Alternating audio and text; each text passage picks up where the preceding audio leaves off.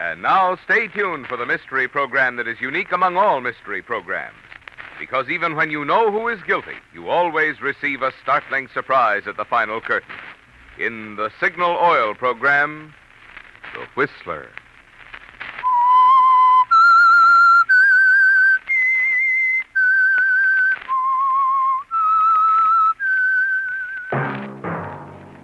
Signal, the famous Go Farther gasoline, invites you to sit back and enjoy another strange story by The Whistler.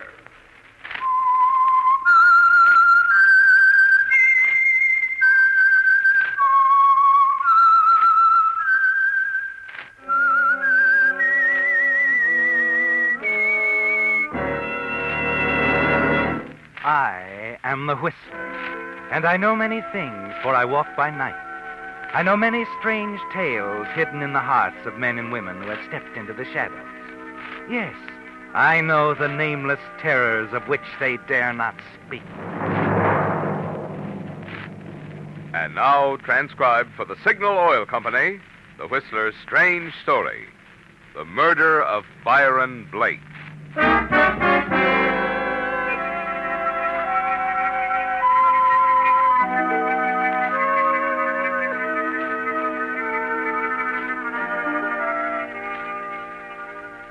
It was well past the lunch hour, and the little restaurant on 56th Street was almost deserted, except for the corner table near the window, where Julie Lang and Gus Hacket sat talking over their coffee cups. Julie, Yes, better eat something. You didn't touch your lunch. I don't feel like eating. Death penalty for killer of Byron Blake. Extra. Byron Blake killer faces maximum sentence. Byron Blake killer faces maximum sentence. Extra. Gus. Yes, Julie? I could use a cigarette. Oh, sure. Here you are. Thanks. Feel any better? I guess so. You do understand, Gus. I'm sorry to be... Of course, I understand, darling. I don't feel much like talking. I just want to be quiet and think a little.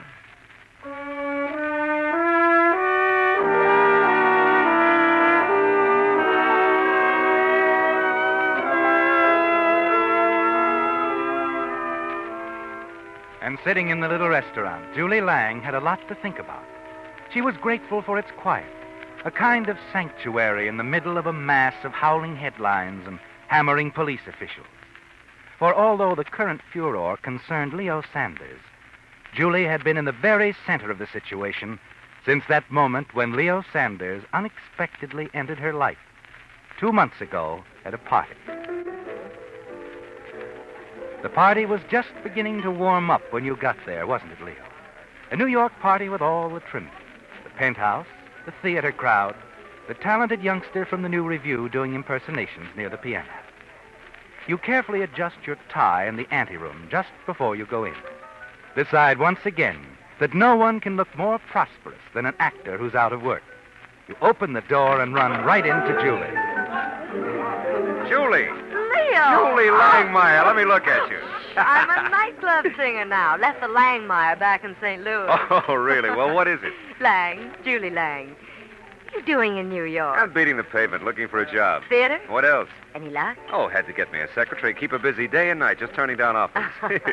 You couldn't let me have 2 bits for coffee and sinkers, could you? Oh, Leo, you haven't changed a bit. Not since St. Louis.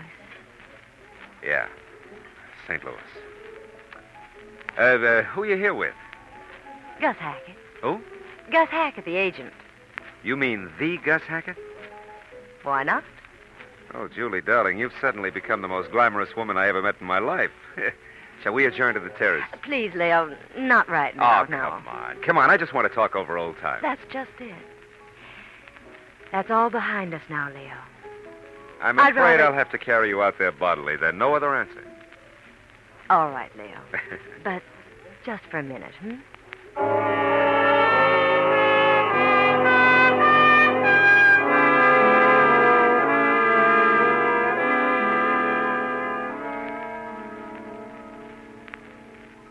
Really, Leo, I'd better go back to the party now. Gus is probably wondering where I am. That's no reason at all. You know, you're afraid of me, aren't you, Julie? Yes, I suppose I am. Why? Is it important? Very important.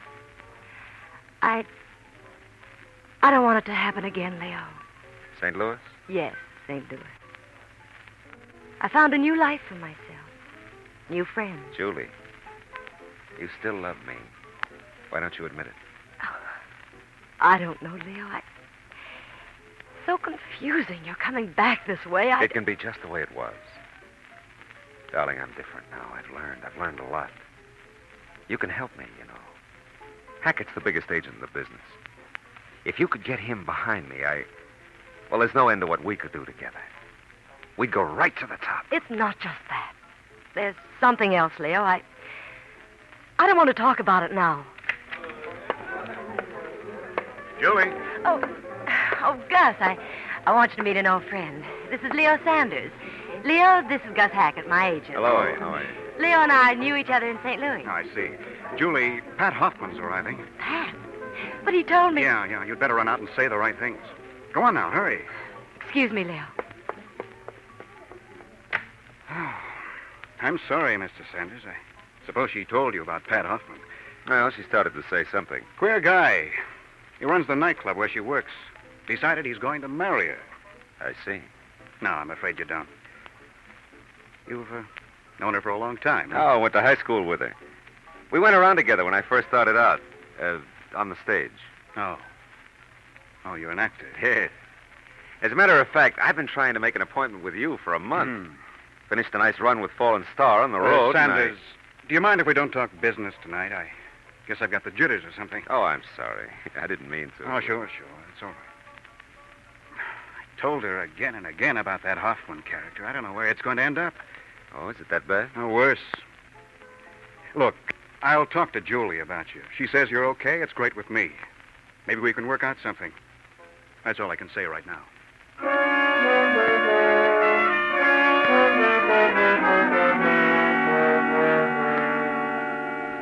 But Gus Hacket said enough, didn't he, Leo? A word to Hacket from Julie, and the door is open. And in that brief moment on the terrace, you could see that nothing had changed with her. That it was still just as it was in St. Louis. That's why you drop into a florist shop the next evening.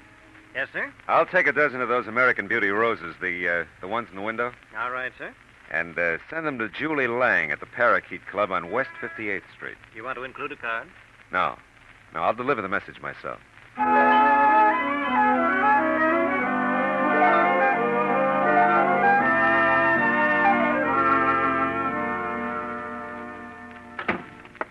Hello, Julie. Leo, what are you Didn't you get my flowers? I didn't know they were yours. They're lovely, Leo, but you What's shouldn't... the matter, darling? Something wrong? You shouldn't have come here, Leo. Well, why not? The show's over. Can't a guy come backstage to see his girl in her dressing room once in a while? I can't explain now. Please go. I can see you Oh, afterwards. come on. That's no way to act. Come here. Leo, Don't lie to me, Julie. It's still the same, isn't it? Just like it used to be. I don't know, Leo. Julie, darling. Please go now. I'll meet you somewhere afterward. You've got to understand, darling. Julie. Who's that? I'm not quite ready, Pat.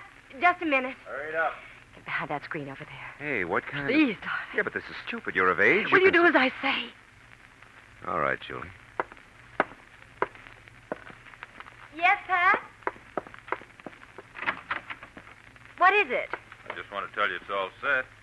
What's all set? Tomorrow night. I arranged for Lorraine to do your spot so you and I can take the night off. Hey, wait a minute. What's this? Oh, the flowers? I meant to tell you. Who's sending you flowers? He's just a friend, Pat. You didn't answer my question, Julie. Who is he? I don't think it's any of your business. If Don't I give me wanted- that.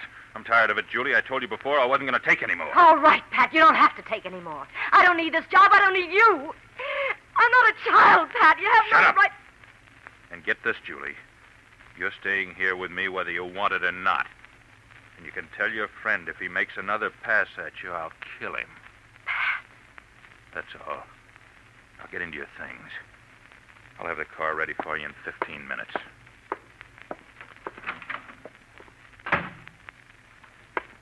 Oh, Leo. Yeah, I see what you mean. That Hoffman's a nice guy, isn't he? Why don't you walk out? I'm afraid of him, Leo. He'd do anything. Well, what about us? Oh, I don't know. You love me, Julie. It's going to mean everything to both of us once I'm set. But, Leo... You've got to fix me up with Gus Hackett. All right, Leo. I'll call him. I'll make an appointment for you.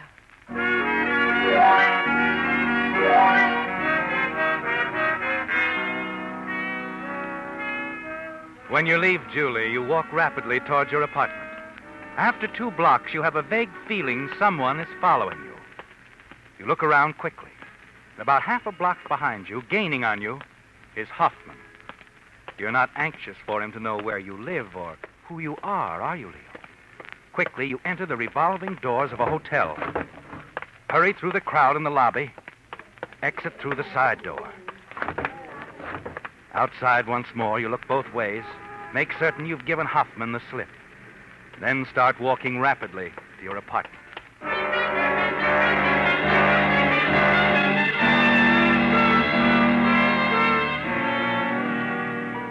Once you reach your apartment, you dial Julie's private phone at the club.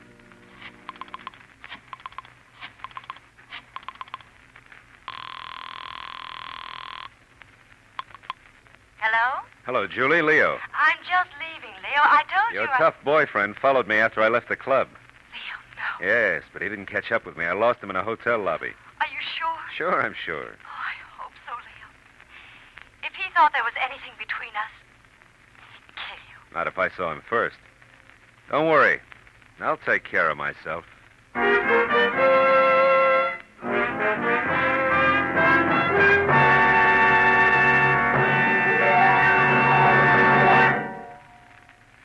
Signal Oil Company has asked me to explain to you why tonight's Whistler and last Sunday's Whistler were transcribed. This was done, friends, in order to give all the members of the Whistler's cast, orchestra, and production staff a well-deserved 2-week vacation with pay. I'm sure you'll be glad to know, however, that although this is the season when so many popular shows go off the air for the summer, there'll be no vacation for the Whistler program itself. Thanks to your loyalty to the Whistler, which has made this the most popular West Coast program in radio history, plus your loyalty to Signal dealers, year in Signal history, Signal Oil Company is keeping the Whistler on the air all summer without interruption. So each Sunday evening throughout the summer, when you turn to this spot on your radio dial, you can depend on finding your favorite mystery. Just as each time you turn into a Signal station, you can depend on finding a friendly, independent dealer to serve you with fine, quality Signal products, including the famous Go Farther gasoline.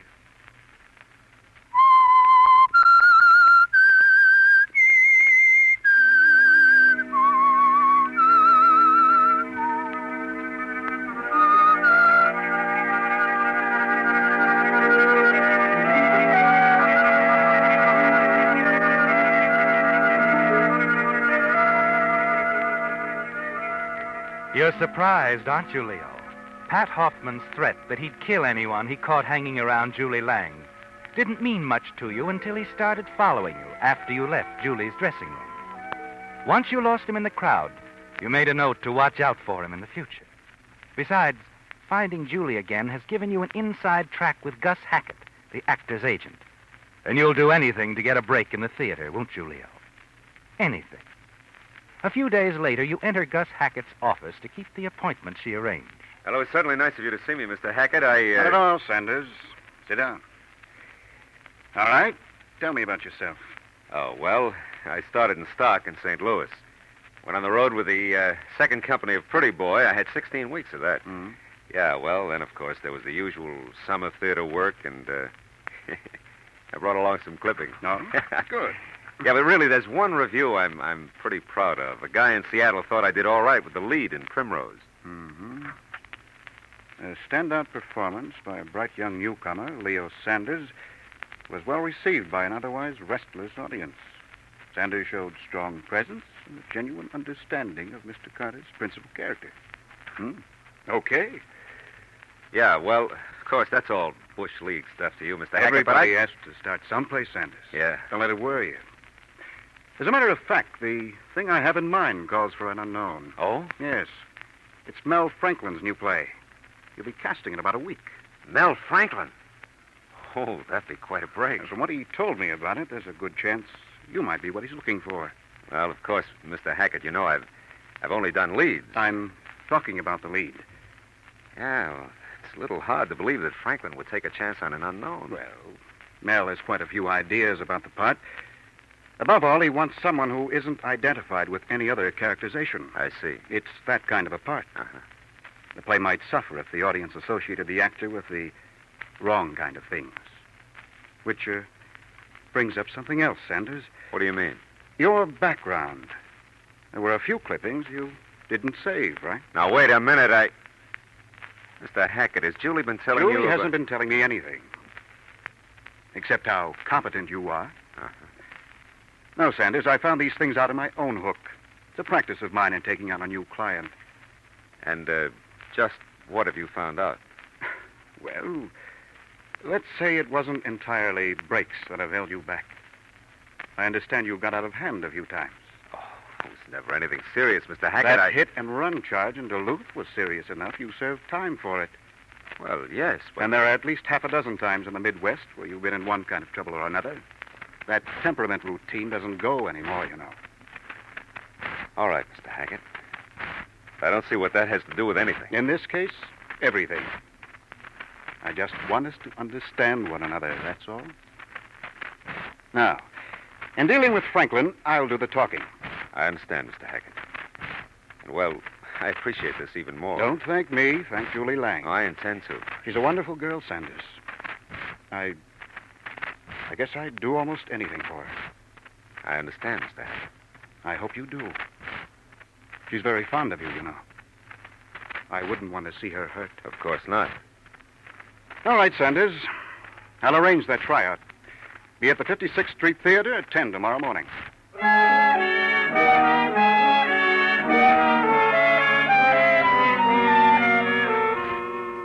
That's all there is to it, Leo.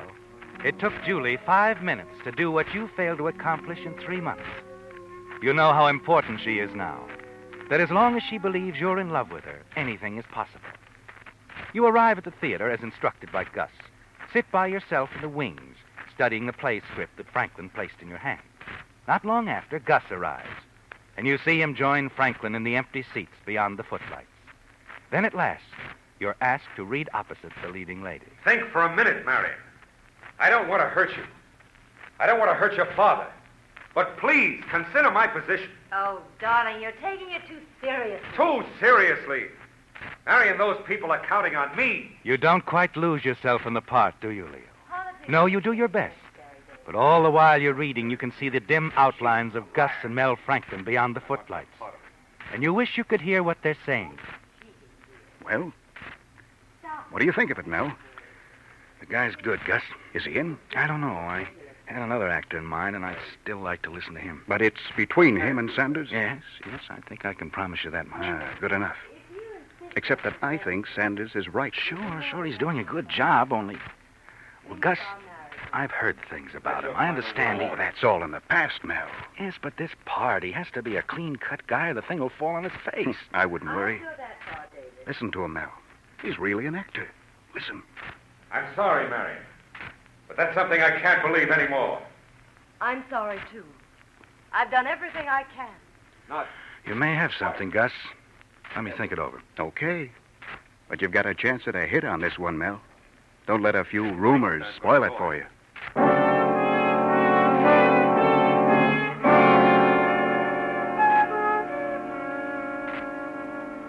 Well, how'd it go, Mr. Hackett? Did Mel Franklin say anything? It looks good, Leo. Oh, yeah, but what'd he say? By the way, I hope you told him I wasn't at my best. After all, it was a first reading, and you know... Relax. Huh? I told him just enough. And I still want you to stay away from him. Give him time to make up his mind. Make up his mind? You mean He mentioned having somebody else he wanted to hear. Oh. But just do as I say, and it's going to work out. I'm sure of it. Oh, I hope you're right, Mr. Hackett. I couldn't miss with a part like that. Yes, I know. But all we can do now is wait and see. Look, I've got to make a quick trip out to Hollywood. Yeah, but what about the part? Just sit tight. I'll be in touch with Mel, and if anything breaks, I'll call Julie. Oh, okay. And another thing, Leo. Be a good boy, will you?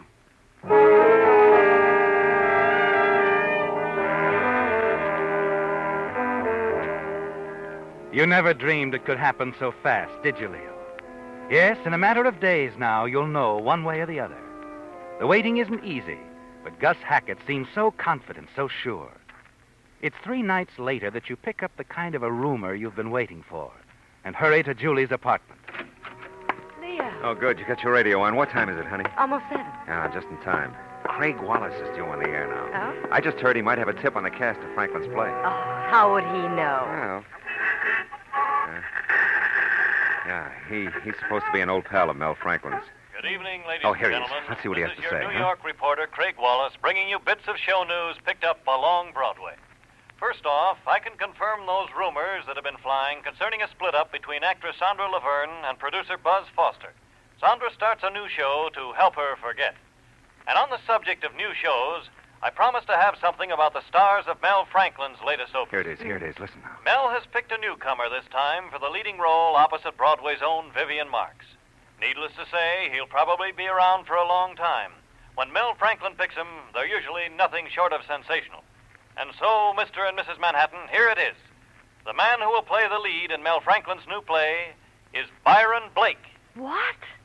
Oh, wait, Leo, don't turn it off. Why not? You want to watch me squirm? Leo, please, there must be some... Skip it, Julie. I didn't get the part. It's all over.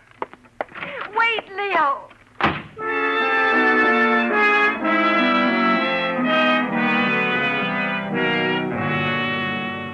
Yes, Leo, it's all over.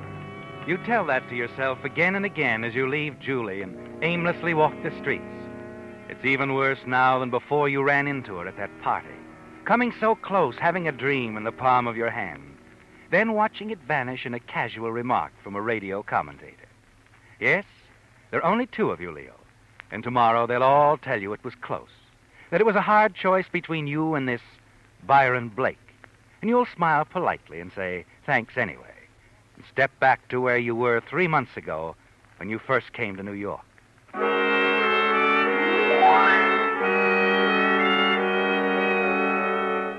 An hour later, you find yourself standing in front of a florist shop, looking at a basket of American Beauty roses in the window. Vaguely remember it's the place you stopped a week ago and bought the roses for Julie.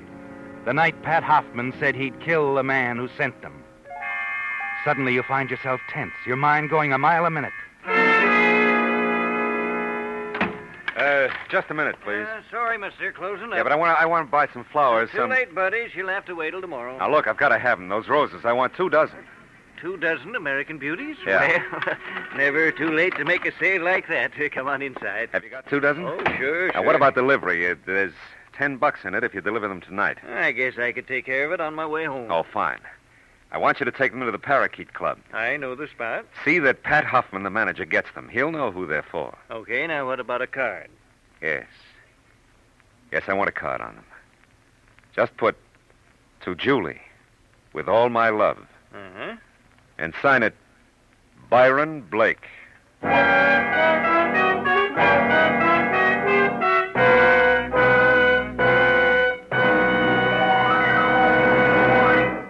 Where shall we eat? Where shall we spend the night? Those are 2 questions you'll be asking again and again if you do any traveling this summer. Well, to help you find happy answers to these questions, signal dealers are offering free a guidebook to selected eating and lodging places. Called Lane's Guide, this handy booklet is packed with useful information. It tells, for instance, whether the lodging place is on a beach or has a swimming pool. In the case of motels, it states whether kitchens are available. And so that you can keep within your budget, it shows whether prices are low, medium, or high. Naturally, no pocket-sized publication could possibly contain every good eating and lodging place. But Lane's Guide, which is prepared by an independent travel organization, includes a representative selection in hundreds of cities and towns.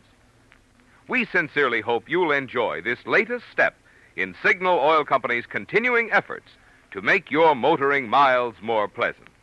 Remember, a copy of Lane's Guide to Eating and Lodging Places is yours free while the supply lasts. at any Signal service station.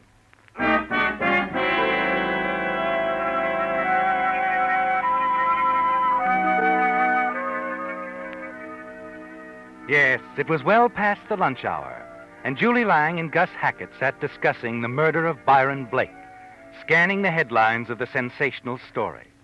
A story of the theater, a murder story in which Julie had unwittingly played a dramatic part.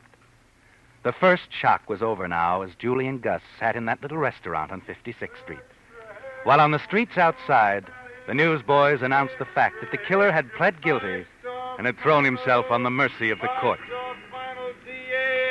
Death penalty for killer of Byron Blake. Extra Byron Blake killer faces maximum sentence. Read all about it. You know something, Gus? Somehow I knew all along that we'd end up this way. Just you and I. Yeah. I guess I don't have to tell you how I feel. I've always known. It just makes me wonder sometimes. You were once in love with Leo Sanders, weren't you? No. I thought it was love, Gus. I know now it was something else. Why didn't you tell them everything? The police? Yeah. The papers are calling it a tragedy. But Leo was a heel, Julie. Worse than that, he was a murderer.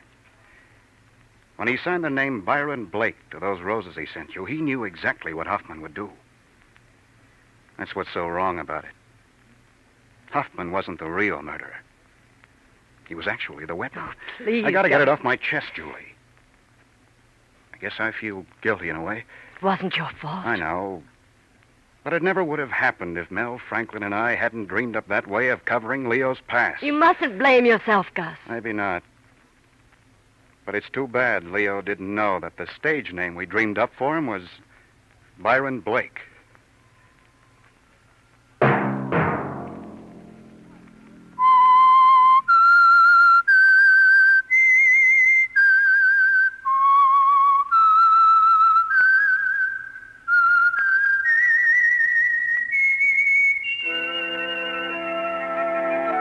Let that whistle be your signal for the Signal Oil program, The Whistler, each Sunday night at this same time. Meantime, Signal Oil Company and the friendly independent dealers who help you go farther with Signal gasoline hope you'll remember, regardless of what gasoline you use, you'll enjoy more miles of happy driving if you drive at sensible speeds, obey traffic regulations, and avoid taking chances. You may even save a life, possibly your own.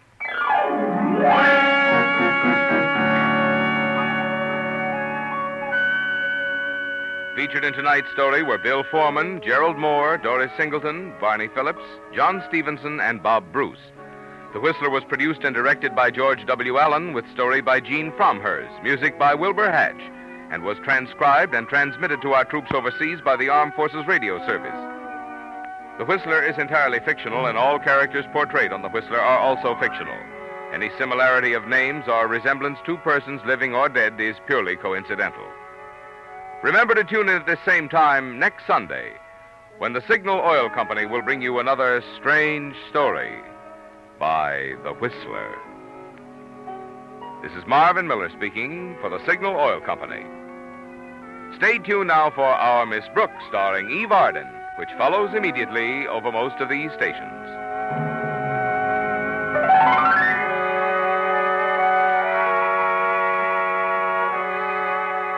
This is CBS, the Columbia Broadcasting System.